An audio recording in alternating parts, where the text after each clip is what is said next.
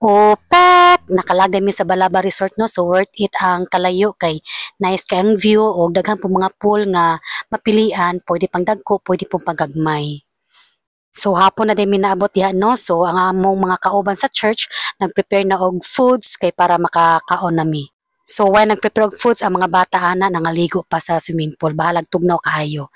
So naman naman sila og prepare sa food, so nangaon na mi ana nga time. So salamat kayo sa church sa pag-invite sa mua ana. So lingaw kay mga bata na no, kay bahalag tugnaw kay panahon nangaligo jud sila.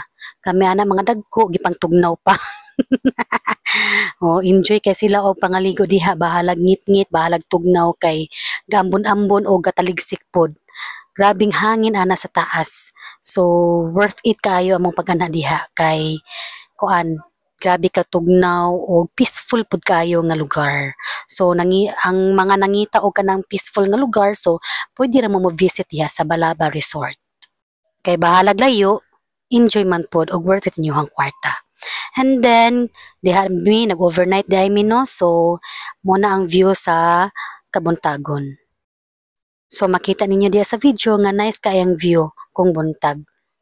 So kagabi di pa ninyo ma-appreciate ang view kay di pa man kay makita ang view kay ngit-ngit man.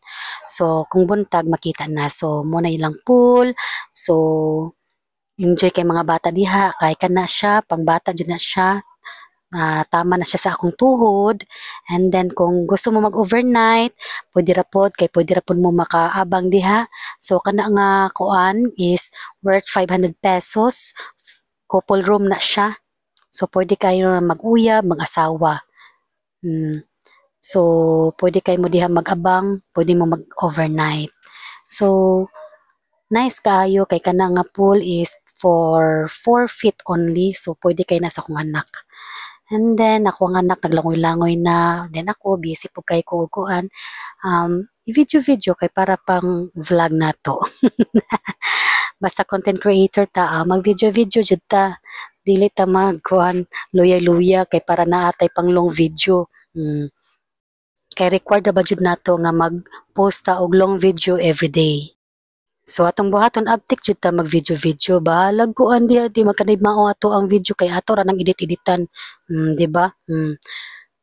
Kung dili mo makabalo og edit hala, pwede ra ta mo tan-aw sa YouTube, pwede ra pud sa TikTok o sa Facebook kay naay mga tutorial diha unsa ang pag-edit. Dali ra kayo matunan ang pag-edit-edit kay ako sa una di jud ko kabalo mo edit. Karon nagtuntuon ko kay wa mo koy ginabuhat.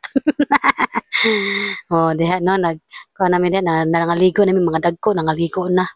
So grabe ka tugnaw jud. Paghumol pa lang jud na ako ana. Uy nangurog jud ko. Oh, di ba?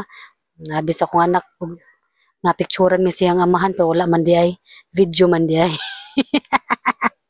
So tama na dahil mi sa alas 12 ana no. Manguli na dahil mi ana. So mo na banat ang mga bata o mga dagko nga mga ligo. So kanang pool nga akong giliguan diha is tama na 7 feet na siya perting laluma o perting katugnaw. Bahalag ng sakit ako ang kuan akong mattress diya, bahalag sakit og ilakaw, hala langoy lang gyapon. Pero pag langoy na ako medyo sakit, so ikaisa ra jud ko nakalangoy.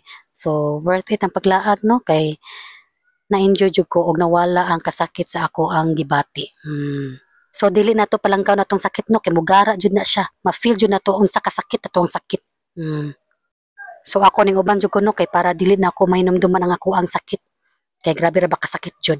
So diri ra ko taman no. So salamat sa pag tan-aw sa ako ang video. So please like and share. Bye-bye.